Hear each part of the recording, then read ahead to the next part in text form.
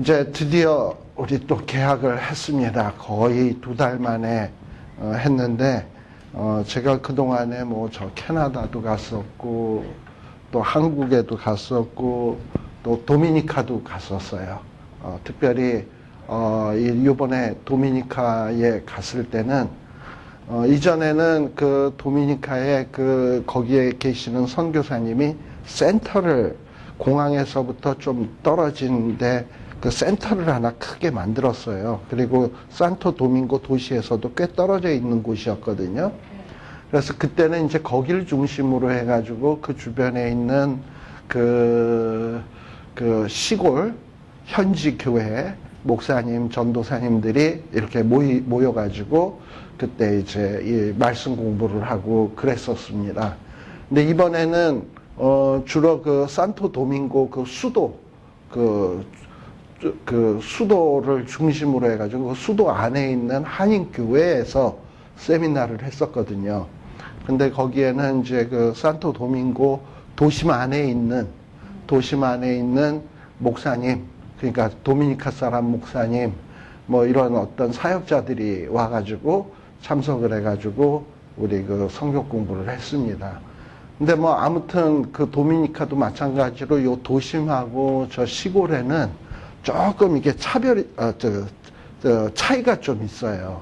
그러니까는 도심지에 있는 사역자들은 그래도 뭐 대학을 졸업했다든지 산토 도밍고에서 그 공부를 좀 제대로 한 사람들이 좀 있고, 시골 쪽에는 조금 안 그런 분들도 있는데 아무튼 열심히 있어서 교회 지도자인 분들도 있고, 이렇게 차이가 있는데, 아무튼 이번에 도심지에 모여 있어 이렇게 공부를 했는데, 이전 시골에 있을 때보다는 많이는 안 모였지만 이 산토 도밍고의 도미니카 현지 지도자로서 굉장히 영향력 있는 사람들이 모였어요.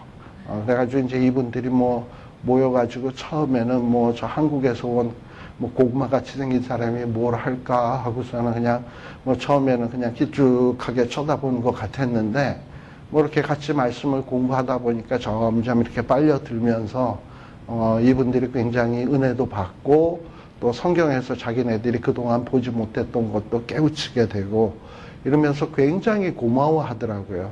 그러면서 이런 어떤 좋은 강의들을 정말 자기네만 들어서는 안 되겠다. 그래서 자기네들이 뭐 요번에는 그냥 뭐 별거 뭐 있는 줄 없는 줄 뭐 이런 것도 잘 모르고 그냥 왔는데, 이게 이래서는 안 되겠다 이러면서 자기네들이 전부 다 이제 소문을 내 가지고 이 산토 도밍고에 있는 도미니카 목사님 사역자들을 몽땅 불러 모을 테니까 목사님 오실 때마다 오시면은 쫙 다 불러 모을 테니까 좀 자주 와달라고 이렇게 부탁을 했어요.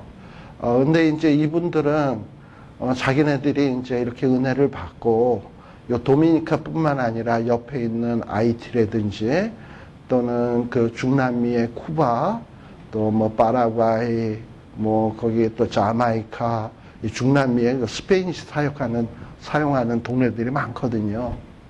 근데 이 남미가 알다시피 카톨릭이 세잖아. 카톨릭이 세고 기독교는 조금 이렇게 낮은데, 자기네들이 이제 그런 데 가서 선교를 책임을 지겠다는 거예요. 그러니까 자기네들을 좀 잘 가르쳐 달라고 신신당부를 했습니다. 근데 요번에 가서 또 하나 이제 좀 또 놀란 것은, 그 센터라고 하는 곳이 그 사실 공항에서도 좀 떨어져 있고 그 산토 도밍고 도시에서도 좀 떨어져 있거든요. 한 시간적으로 보면은 그 도미니카가 끝에서 끝까지 차로 가는데 2시간밖에 안 걸려요. 근데 뭐 공항에서 한 1시간 반 뭐 이 정도 가는 거리였는데, 그 센터를 처음에 질 때만 하더라도 이런 늪지에다 뭐 이런 건물을 짓냐, 뭐 주변에서도 사람들이 말이 많았나 봐요. 근데 그럼에도 불구하고 그거를 지었거든요. 그래서 한 200명이 단기 선교팀이 와도 끄떡없이 해놓을 수 있을 정도로 모든 시설을 아주 잘 해놨어요. 근데 좀 단점이라면 뚝 떨어져 있다는 점이었는데, 근데 요번에 가보니까는 거기에 그야말로 바로 앞에 남북으로 또 동서로 고속도로가 나버렸어. 그래가지고 공항에서부터 한 20분 뭐 그 정도밖에 시간이 안 걸릴 정도로 시간이 확 단축돼 버리고, 그래서 야, 이거 정말 하나님께서 이 센터를 쓰시려고 이렇게 길도 뚫어 주시고, 그리고 뭔가 이 도미니카를 중심으로 해서 이 남미 지역에 하나님께서 계획하고 계시는 바가 있는 것 같다. 좀 이런 강한 어떤 이런 느낌을 받고 이렇게 돌아왔습니다. 그래서 앞으로 저도 아마 기회 되면 거기에 좀 자주 가지 않을까 이렇게 생각을 해요. 그래서 언제 한번 기회 되면 여러분들도 한번 같이 한번 가면, 중국은 멀어서 참 가기가 힘이 드는데 여기는 그래도 뭐 한 5시간?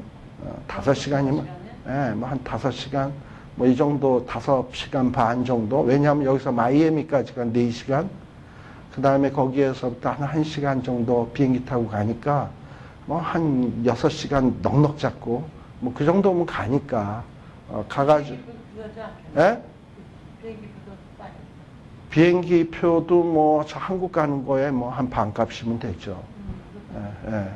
그러니까 그렇게 해서 한 번쯤 이렇게 가서 현지 교회들도 한번 이렇게 보고, 거기 그런 거 이렇게 보다 보면 뭐 가서 무슨 사역을 한다기보다도 우리가 앞으로 무슨 기도를 해야 되겠구나, 이분들을 어떻게 우리가 기도로 지원해야 되겠구나, 또 내가 필요한 것이 있으면 어떻게 도와야 되겠구나 하는 것들을 아마 좀 느낄 수 있으리라고 보여져요. 그래서 저는 좀 보니까 제 선교에서 중요한 것이 사람 키우는 것 같아요.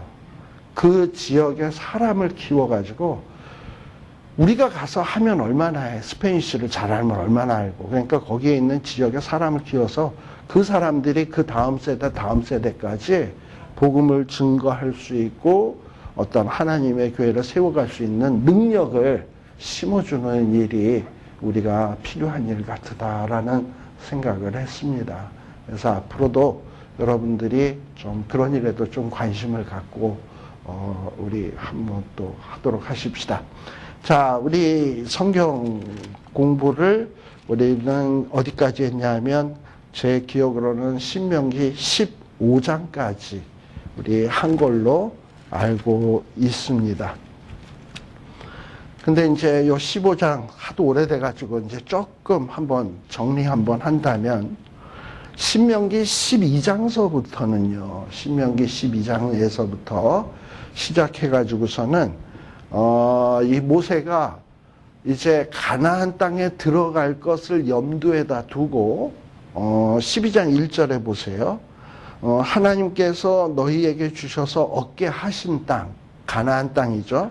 가나안 땅에서 너희들이 평생 지켜 행할 규례와 법도는 이러하니라 해서 이 12장에서부터 나오는 이런 계명, 법도, 규례는 뭐냐면, 지금 이스라엘 백성들은 아직까지는 광야에 있지만 이제 곧 요단강 건너갈 거고 가나안 정복 전쟁할 거고, 그래서 가나안 땅을 점령하게 될 터인데, 이렇게 가나안 땅을 점령해서 자기의 땅이 생겼을 때 너희들이 신경 쓰면서 지켜야 될 법도와 계명과 규례가 무엇인지, 이거에 대해서 구체적으로 설명하고 있는 내용이 요 12장 이하의 내용이에요. 그거를 조금 우리가 영적으로 얘기를 한다면 이런 거겠죠. 뭐 우리 이스라엘 백성들이 가나안 땅에 들어간다는 얘기가 뭐겠습니까? 애굽에 있을 땐 노예였는데 해방되었다가 이제 하나님이 주시는 축복의 영역에 들어가게 되면 너희들이 축복받았다고 헤헤거리고 거기서 딱 그만두지 말고 너희들이 힘써야 될 일들이 이런 것이다 라는 얘기를 하는 거예요. 그러니까 우리 예수 믿는 사람이 죄의 노예로 있다가 해방되고 자유인이 되고, 그리고 하나님이 주신 영생을 선물로 받고 하나님의 거룩한 시민권을 얻은 다음에, 하나님 나라의 거룩한 시민권을 얻은 다음에 너희들이 그걸로 만족하지 말고 너희들이 힘쓰고 지켜야 될 계명이 무엇인가, 이거를 설명하고 있는 내용이 바로 12장 이후의 내용입니다. 그런데 지난 시간에는 15장까지 했고 오늘은 16장인데, 이스라엘 백성들 보고 뭐냐면 너희들이 가나안 땅에 들어가면 꼭 지켜야 될 일들이 있는데, 꼭 신경 써야 될 일들이 있는데, 첫 번째는 뭐냐? 절기 잘 지키라는 거예요. 16장에서부터 나오는 내용은 절기를 잘 지키라는 내용인데 16장 1절에 보면 무슨 절기냐? 그 아비벌 6월절에 대한 절기고요. 그 다음에 쭉 넘어가서 9절에 보시게 되면 6월절로부터 7주가 지난 다음에 우리 민수기나 이미 이전에 다 했던 거예요. 6월절로부터 7주가 지나서 그러니까 7주니까 7, 7이 49, 49일이 지나고 50일째 될 때 너희들은 뭘 해라? 7.7절을 지켜라. 그 다음에 또 가을이 되면 13절 타작마당에 포도주 틀에 소출을 수장한 후에 7일 동안 초막절을 지켜라. 이 가을에 밀추수를 다 하고 그 추수한 것을 창고에다 수장이 되는 건 물속에다 장례 치르는 게 아니라 이거는 뭐냐면 창고에다가 저장시키는 거예요. 저장한 후에 뭐냐면 초막절을 지켜라. 그래서 이때는 창고에다가 곡식을 넣어뒀다 그래서 수장절이라고도 하고 또는 텐트를 장막을 치고 생활하는 이런 절기이기 때문에 장막절이라고도 얘기해요. 그래서 여기 6월절이 나오고 7.7절이 나오고 수장절이 있는데 일단 이 세 개의 절기를 잘 지켜라 라고 얘기하고 있습니다. 근데 이 세 개의 절기가 왜 이렇게 이 세 개의 절기를 잘 지키라고 하는 것인가? 이 세 개의 절기는 굉장히 이스라엘 백성들에게 의미가 깊은 이런 절기들입니다. 첫 번째, 이 6월절이라고 하는 것은 노예의 상태에서 해방될 때를 기념하는 절기가 6월절 아니겠습니까? 애굽의 장자들을 죽이시고 이스라엘의 장자들은 죽음을 면제시켜 주시고 그 일로 인해서 이스라엘 백성들이 노예 상태에서 어떤 자유인의 신분으로 바뀌어지게 된 결정적인 계기가 된 것이 6월절이에요. 그런데 그 6월절의 중심이 되는 것이 뭐냐면 6월절의 어린 양이에요. 사실 이스라엘의 장자도 죽임을 당해야 마땅한데 이스라엘 백성들은 자기의 집에서 6월절의 어린 양을 잡아가지고 죽여가지고 그 피를 문설주에 바름으로 인해서 너희 집의 장자는 이렇게 6월절의 어린 양이 대신 죽었으니까 너희들은 죽이지 않아도 된다 하고 하나님이 패스오버 한 거거든요. 그게 6월절이에요. 그런 면에서 6월절은 정말 어린 양의 피값으로 이스라엘의 장자를 살리신 날이에요. 그래서 그렇게 친다면 그 6월절의 어린 양은 장차 우리의 죄를 대속하실 예수 그리스도를 상징하는 거거든요. 우리도 죽어 마땅한데 예수님이 대신 죽으셔가지고 우리가 죽음이 면제되잖아요. 그런 면에서 이 6월절은 어떤 구원의 그 진리를 가르치는 아주 중요한 절기입니다. 그러니까 우리가 구원 얻은 것은 우리 실력으로 얻은 것이 아니라 하나님의 은혜로 6월절에 어린 양이 준비되어서 그 어린 양이 대신 죽음으로 우리의 죽음이 면제되었고 그로 인해서 노예의 신분에서 자유인의 신분이 되었다라는 것을 고백하는 거예요. 그러니까 이스라엘 백성들이 가나안 땅에 들어갔을 때 잊지 말아야 될 것, 늘 잊지 말아야 될 것은 내가 얻은 구원이 어떻게 이루어진 것인가 하는 것에 대해서 이것을 절대로 잊어서는 안 돼. 그래서 우리 하나님이 6월절을 지켜라, 6월절 지켜라 이러는 거예요. 이스라엘 백성들이 6월절 지키면 하나님에게 떡이 나와요, 밥이 나와요, 돈이 생겨요? 아니에요. 정말 하나님의 백성이라면 하나님이 베풀어 주신 그 구원의 은혜가 얼마나 대단한 것인가 하는 것을 잊지 말고 기억하라는 겁니다. 이건 오늘날 우리에게도 마찬가지예요.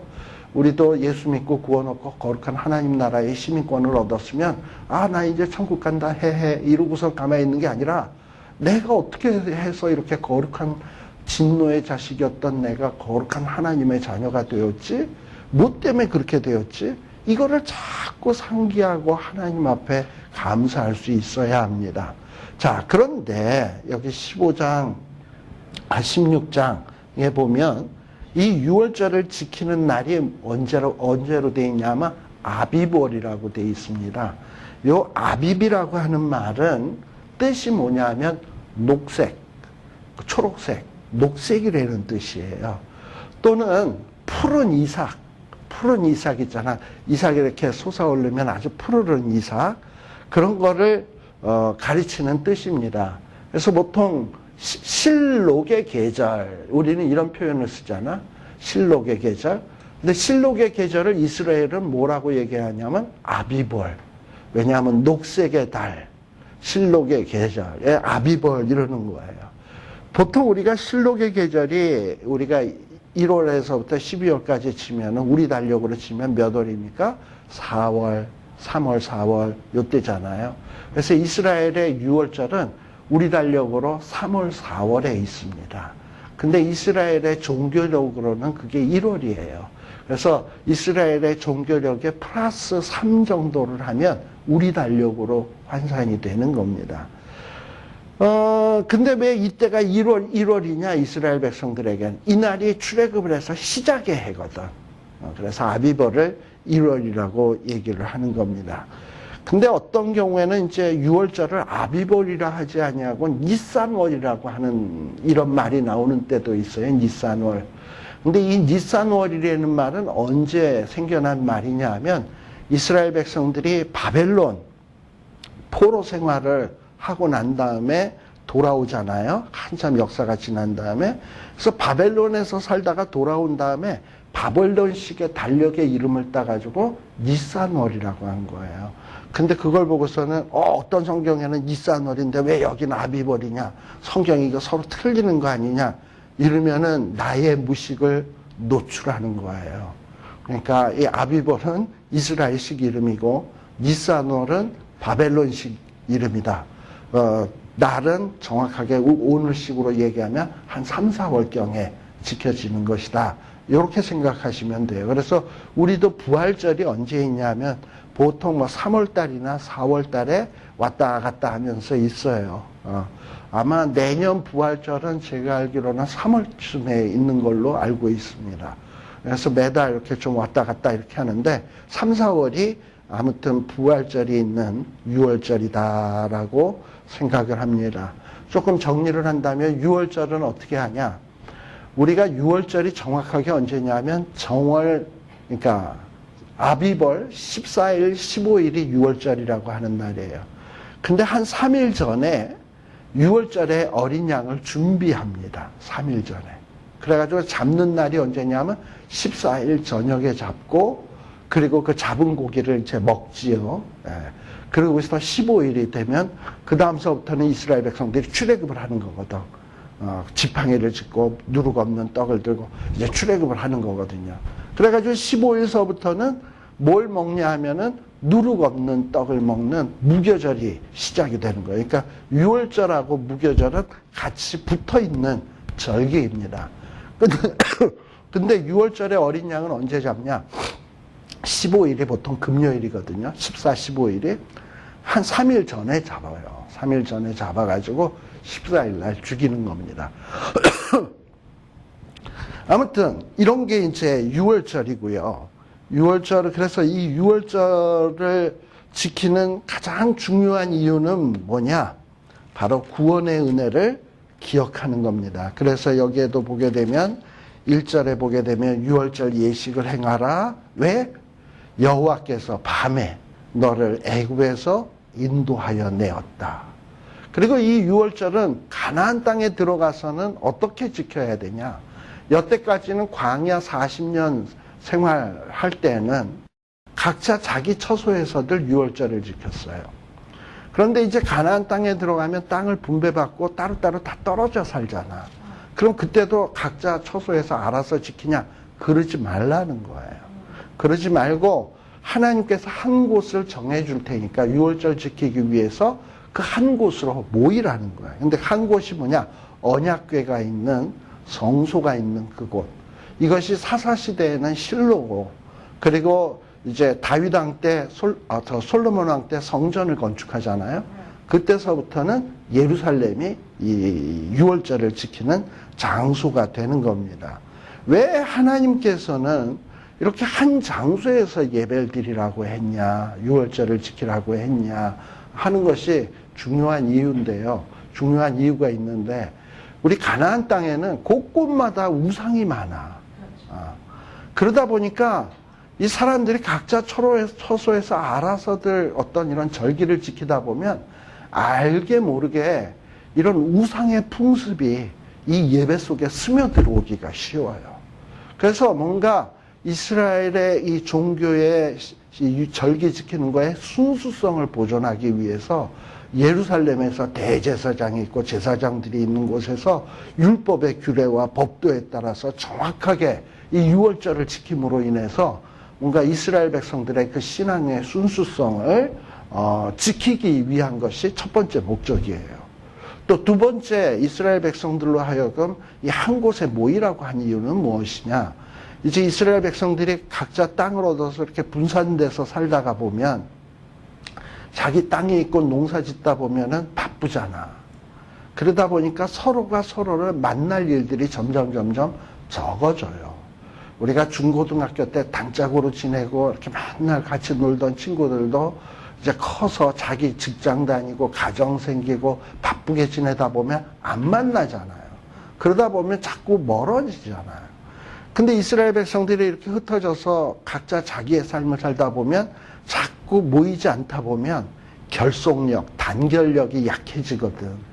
그러다 보니까 뭐 나라에 누가 침략을 해도 뭐 제가 힘든 거지 뭐 내가 힘드나 강 건너 불구경하듯 이렇게 되는 거거든요. 이래서는 안 돼, 이스라엘 백성들은. 그래서 뭔가 자주 모여야 돼. 그래서 하나님은 최소한 6월절에는 다 예루살렘에 와서 6월절을 지켜라. 그래서 같이 다 모이다 보면 12지파가 다 모일 거 아니에요. 르우벤 지파 너네 안녕하시냐? 유다 지파 누구 결혼했다며? 누구는 어쩌다며? 이러면서 서로 그냥 안부도 묻고 이러면서 서로의 형편을 알게 돼 있는 거예요. 그래서 절기 때마다 모이라고 하는 것은 하나님이 심심해서 그러는 게 아니에요. 여긴 깊은 뜻이 있는 거예요. 그래서 오늘날 성도도 마찬가지입니다. 우리가 뭐 개인적으로 집에서 혼자서 큐티하고 혼자서 기도하고 혼자서 신앙생활 할 수 있어요. 왜 못해? 하지. 근데 하나님이 원하시는 신앙생활은 나 혼자만의 신앙생활 잘하는 걸 원치 않으셔. 함께, 우리 믿는 사람들이 함께 모이기를 패하는 어떤 사람들의 습관과 같이 하지 말고 오직 그날이 가까이 옴을 볼수록 너희들 더욱더 모이기를 힘쓰라고 얘기하지 않아요. 그래서 자꾸 모여서 서로 사랑하고 단결하고 혼자서 할 수 없는 일을 뭉쳐서 더 힘을 배가시켜서 더 큰 일을 하고 이런 거를 하나님이 기뻐하시는 거예요. 그래서 우리로 하여금 자꾸 모이라고 하는 겁니다. 서로 사랑하라 그러고 하나 되라고 하는 것이에요. 바로 이렇게 6월절에 하나님께서 한 곳에 모이라고 하는 것은 그런 뜻이다. 특별히 거기에 보면 고난의 떡 3절에 보면 유교병을 먹지 말고, 유교병은 뭐냐면 누룩을 넣은 떡, 이걸 먹지 말고, 성경에서 누룩은 뭘 상징하냐면 죄를 상징하는 거예요. 무교병은 누룩이 없는 떡, 순결한 것을 상징하는 거예요. 구원받은 우리는 순결해야 된다라는 의미로 유교병을 먹어서는 안 돼. 죄를 제해야 된다라는 마음으로 유교병을 먹지 않는 거예요. 그래서 무교병을 먹는데, 근데 이 무교병을 뭐라고 얘기를 했냐? 성경에서는 고난의 떡이다. 이 고난의 떡이라는 의미에는 두 가지가 있어요. 애굽에서 노예 생활하면서 고난의 생활을 했던 것을 연상하는, 그걸 연상하면서 먹기 때문에 고난의 떡. 또 하나는 이스라엘 백성들이 아주 급하게 이제 애굽의 그 칼날을 피하기 위해서 급하게 출애굽을 해야 되니까 이 떡에다가 누룩도 넣지 않냐고 그냥 그런 떡을 들고 나온 거잖아요. 그리고 고난의 이제 광야 생활로 들어가잖아요. 그런 면에서 고난의 떡이라는 거예요. 그러니까 이스라엘 백성들이 그 하나님 앞에 구원받을 때에 그 곤궁했던 상황들을 생각하라는 거지. 고난의 떡을 먹으면서. 그래서 이 신앙생활에 가장 신앙생활을 잘하는 출발점은 어디냐? 여기 3절 마지막 부분에 보면 애굽 땅에서 나온 나를 뭐라? 기억할 것이라. 그러니까 우리 그 신앙생활을 잘하는 비결은 뭐냐면 기억하는 거예요.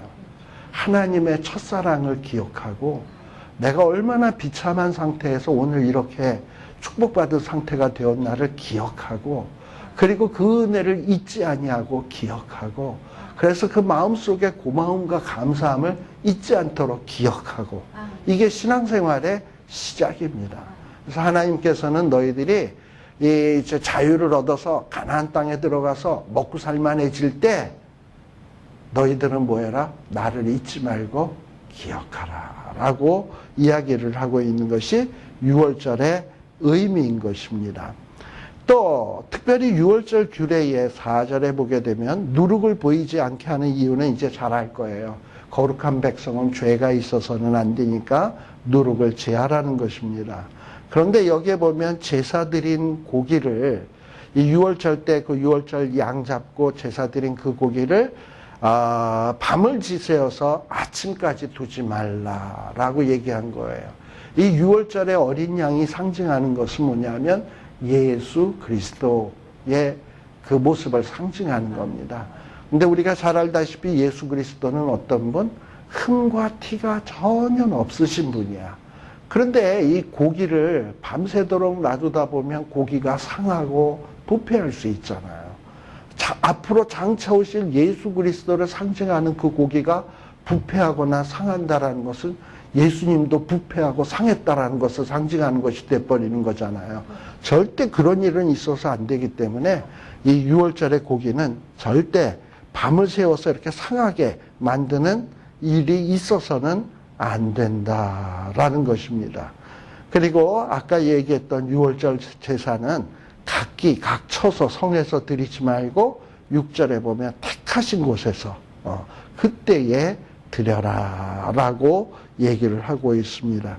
자, 그러면서 이스라엘 백성들은 이 6월절을 어떻게 지키느냐 하면은 아까 14일 저녁에 6월절에 어린 양을 잡고 그 다음에 15일 날 이제 이스라엘 백성들이 출애굽을 했다 그랬는데 그 15일 날에서부터 일주일간을 소위 무교절이라고 얘기합니다. 근데 그 15일 첫날 되는 첫째 날은 이 성회로 모이고 마지막 날 되는 그날도 성회로 모이게 되는 거예요. 보통 6월절 어린 양을 금요일 저녁에 잡거든. 그리고서는 이제 이스라엘 백성들이 출애굽을 하는 날이 언제입니까? 토요일이 되는 거거든. 그리고선 토요일은 뭡니까? 안식일 아닙니까? 안식일. 그리고 안식 후 첫날이 언제입니까? 썬데이가 되는 거죠. 그러니까 요거를 여러분들이 잘 생각을 할 필요가 있어요. 안식이라는 게 뭐예요? 노예 상태에서 해방돼야 안식인 거지. 그래서 토요일 날 안식일. 그리고 그 다음에 안식 후 첫날. 이날은 어떤 날이냐면 예수님이 무덤 속에 들어가 있다가 살아나신 거거든요. 바로 그래서 여기에 보면은 어쨌든 이렇게 제7일에 이렇게 성회로 모여라. 노동도 하지 말라. 어떤 이런 얘기들을 하고 있습니다. 자, 그 다음에 나오는 것이 77절이에요. 77절. 자, 이 6월절의 사건도 하나님의 구원의 놀라운 사건입니다만, 이 77절은 언제냐? 77절. 보통 여러분들 착각하지 말아야 될 것이 뭐냐 하면, 초실절이라는 게 있어요. 초실절.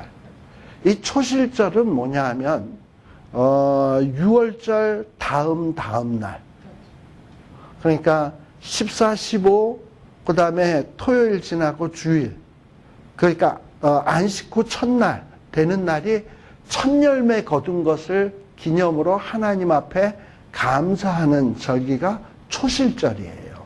요거는 거의 무교절 그 기간 안에 있는 게 초실절이에요. 근데 여러분 생각해 보십시오. 이 초실절이 상징하는 것이 무엇인가 하는 것을 우리 주님은 부활의 첫 열매가 되셨습니다. 우리 예수님은 무슨 6월절 어린 양이었어요. 근데 금요일날 저녁에 죽임당하시고 그 다음에 무덤 속에 들어가셨다가 안식 후 첫날 되는 주일날 부활하셨어요. 그 부활한 날이 주일날이야. 그리고 초실절은 언제냐? 바로 15일 날, 토요일 날 지나고 그 다음 날이 뭐냐 하면은 초실절이에요. 그러니까 그 첫 열매가 뭘 상징하는 거냐? 부활의 예수님을 상징하는 거예요. 부활의 첫 열매 되시는 예수님. 근데 그날로부터, 요 초실절로부터 몇 주를 계산하는 거냐면 7주를 계산하는 거예요. 7주를 계산하면 며칠이 되는 거냐면 50일이 돼. 50일이 되거든요. 그러면 이때 이 50일 때 되는 때는 뭐가 생기냐?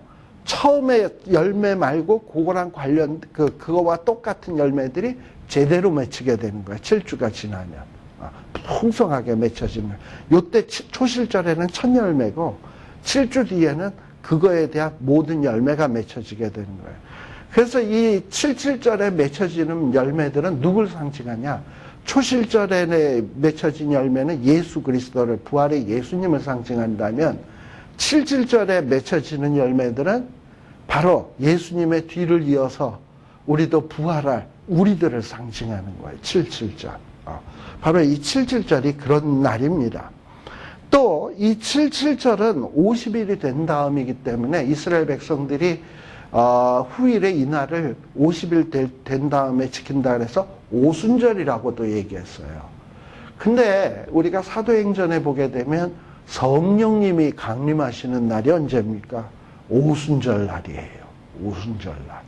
그런 면에서 이 77절도 6월절은 예수님이 십자가에 못 박히심을 기념한다면 오순절은 예수님을 본받아서 우리들도 부활할 날을 기념하는 날이고 또 77절은 또 뭘 또 기념하는 날이냐 하면 우리에게 성령을 부어주시는 날을 기념하는 날인 거예요. 그러니까 신앙생활에 있어서 잊지 말아야 될 것이 뭐냐면 십자가의 보혈의 사건, 또 성령 강림 사건, 또 예수님이 부활한 것처럼 우리도 부활한다는 이런 사실, 부활신앙.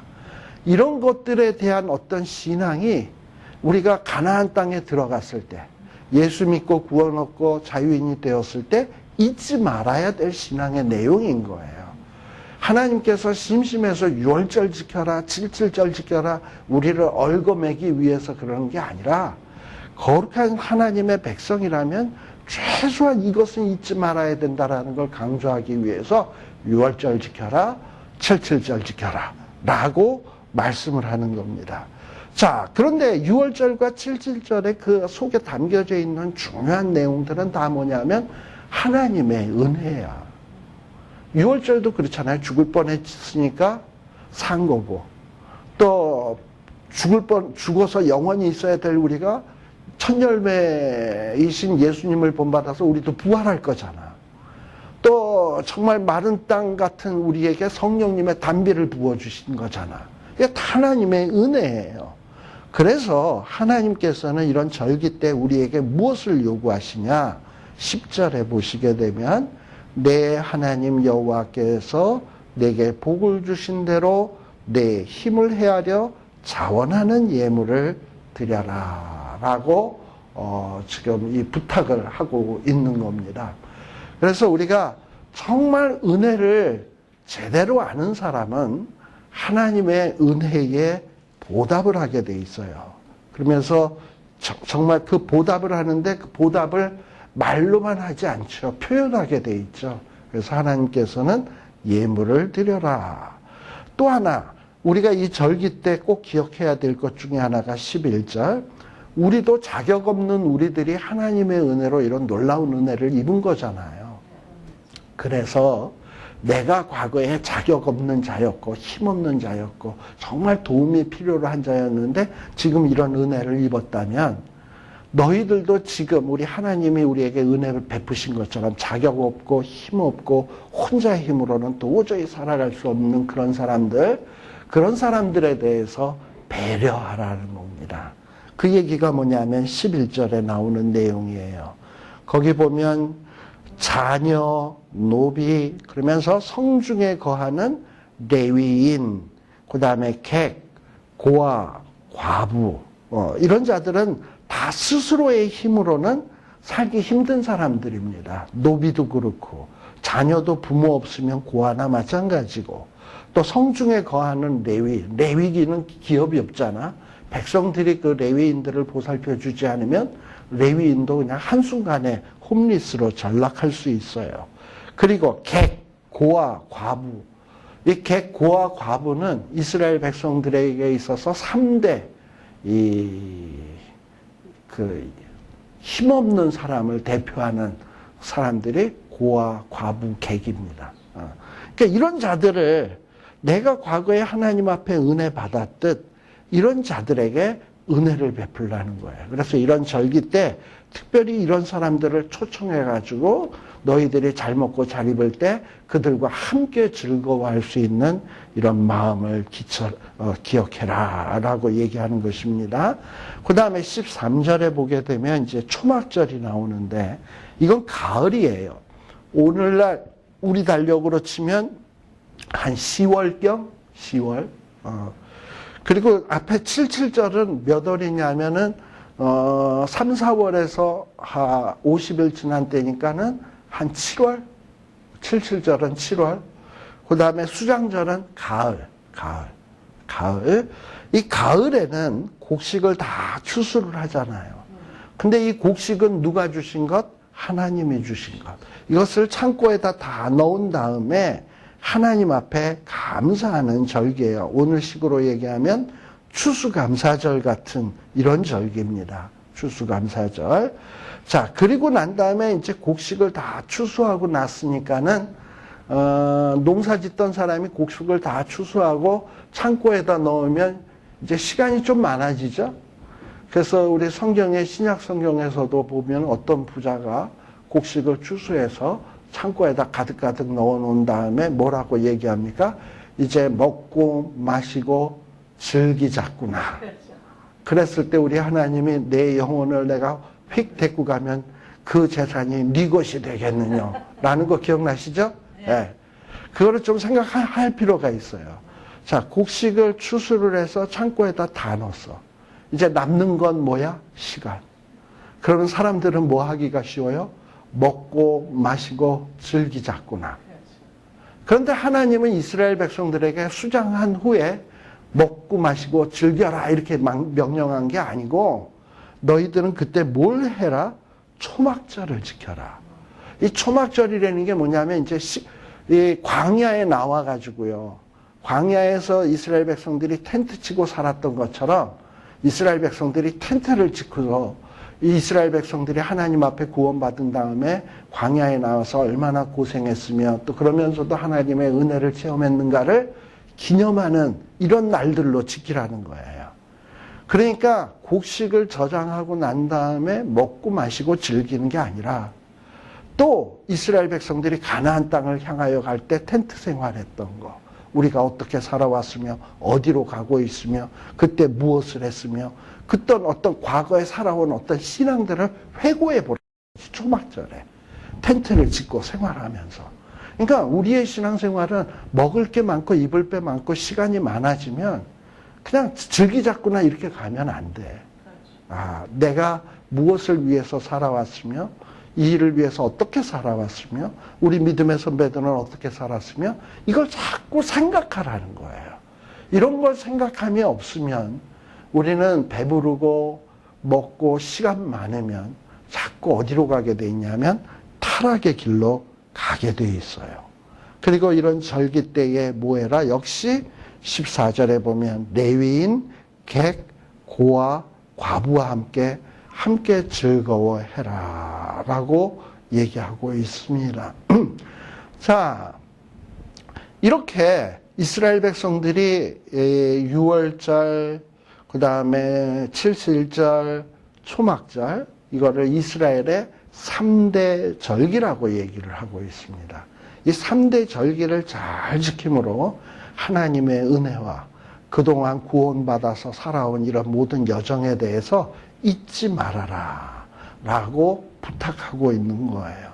특별히 16절에 보면 하나님은 이걸 명령으로 정했어. 너희 중에 모든 남자라고 하면은 이 어린 아이에서부터 노년에 이르기까지 모든 남자겠죠? 이 남자는 1년에 몇 차? 3차. 무교절, 77절, 초막절에 내 하나님 여호와의 택하신 곳에 나와야 된다. 그리고 빈손으로 오지 말고 하나님 앞에 그 은혜에 감사하는 표식을 해야 된다. 이것을 요구하고 있는 거예요. 그래서 근데 이 일이 과연 잘 지켜졌는가? 이것이 신명기가 끝나고 여호수아 때는 전쟁하느라고 정신이 없었어. 그리고 여호수아 때는 이미 아직도 자기 땅이 얻어지지 않았기 때문에 뭐 곡식 추수 이런 것들도 별로 없었어. 그러고서는 이제 어디로 넘어가냐면 사사기로 가는 거예요. 사사기에 가면 이 일이 잘 지켜졌는가? 안 지켜졌어. 그때 사사기가 끝나면 어떻게 되냐면 왕의 제도로 넘어가요. 근데 왕의 제도로 넘어가면 이제는 이제 사사시대 때 사람들이 다 가난해져 가지고요. 땅을 다 잃어버려. 그래서 단지파도 자기의 기업을 잃어버리고 저 라이스라는 데로 이민 가버리고 시몬 지파도 저 남쪽에 많은 땅이 있었는데 다 흐지부지 사라져서 유다 지파에 편입돼 버리고 또 자기네들 땅이 있던 것이 이제 왕의 제도가 시작되면서 왕한테 다 뺏기고 그래서 자기 땅들이 없어지는 거야. 이러면서 뭔가 뭐 그러다 보니까 뭐 제대로 지켜지겠습니까?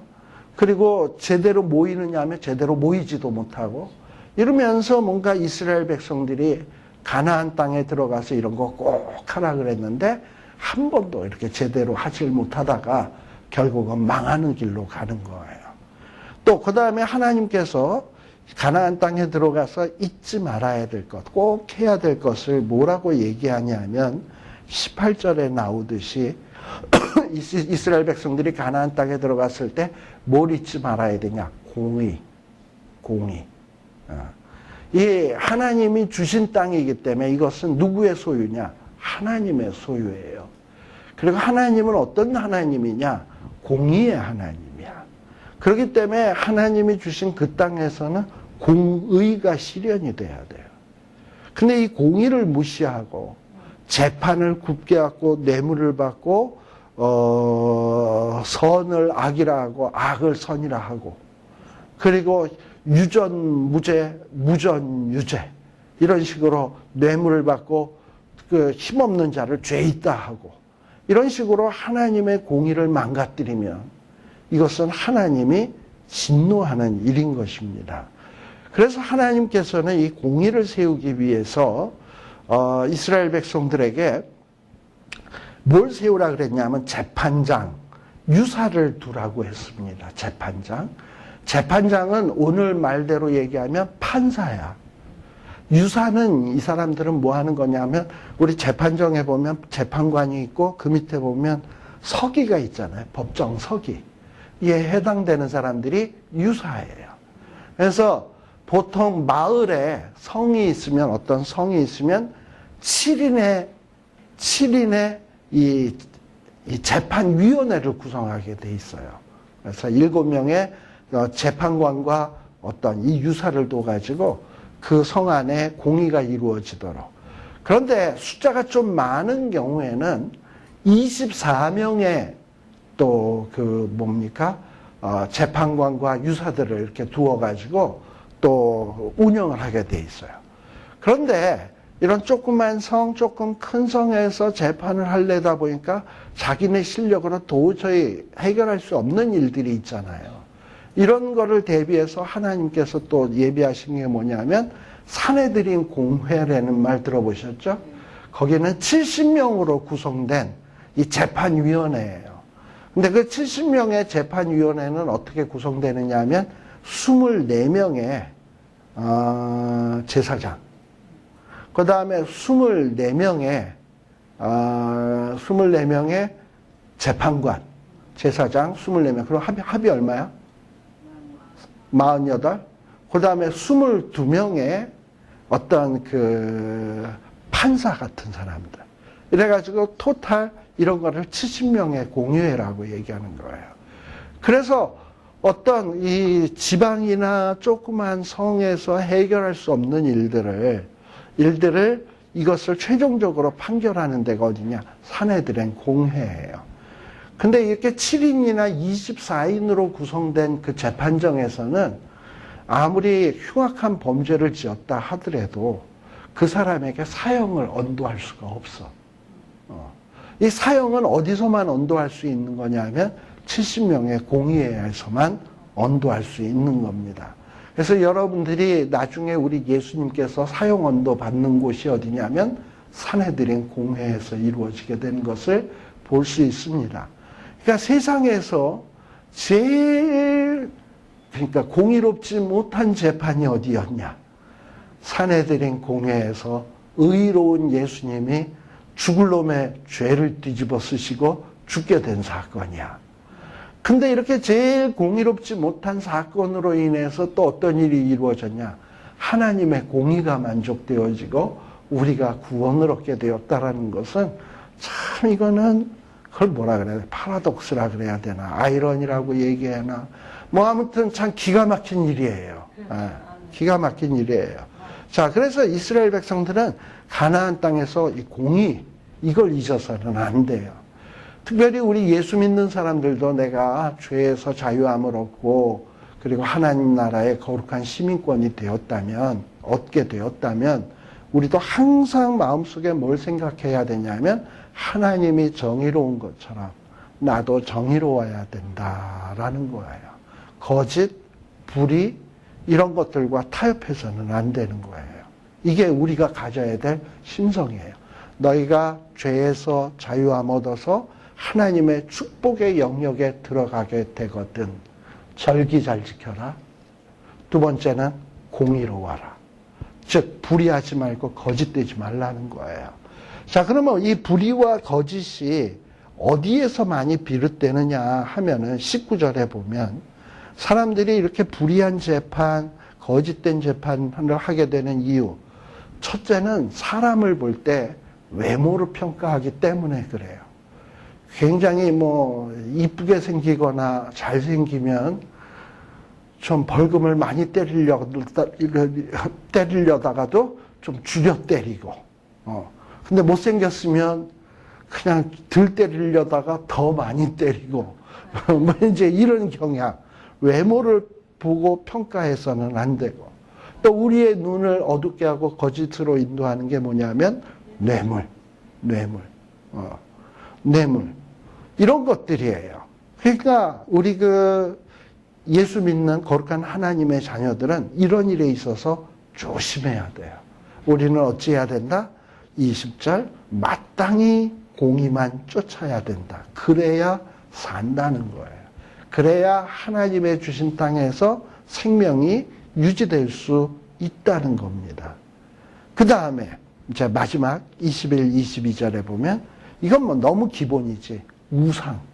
절대 숭배하지 말라는 겁니다. 그런데 여기에 보면은 우상이 어디에 있냐 하면 내 하나님 여호와를 위하여 쌓은 단 곁에 거기에다가 또 우상 세우는 사람이 있어. 근데 사실 이건 말이 안 되는 거잖아요. 단 곁에 우상을 세운다.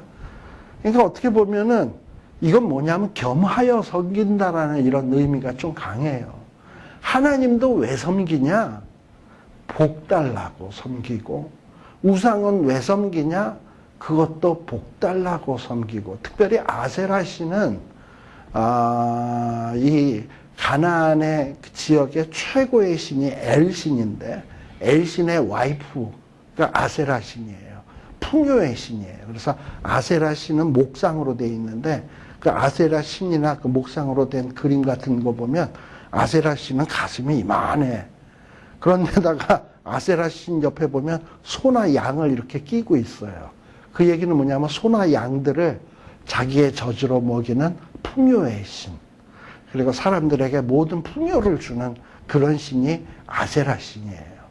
그러니까 굉장히 매력적인 신이죠. 우리에게 풍요를 가져다 주시는 그분이니까. 그 가나안의 많은 사람들이 이 아세라 신에게 풍요를 달라고, 풍성함을 달라고들 빌며 그 앞에서 제사를 지냈거든요.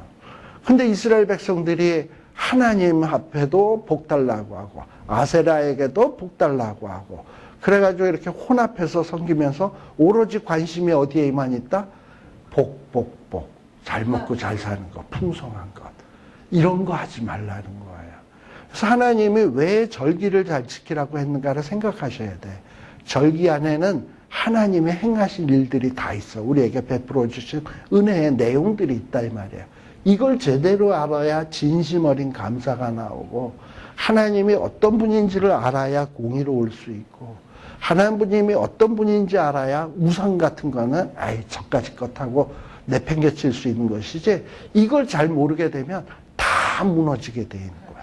그래서 너희들이 가나안 땅에 들어가게 되거들랑 신경 써야 될 것이 무엇인지 잘 생각하라 하면서 얘기해 준 것이 이 16장의 내용입니다.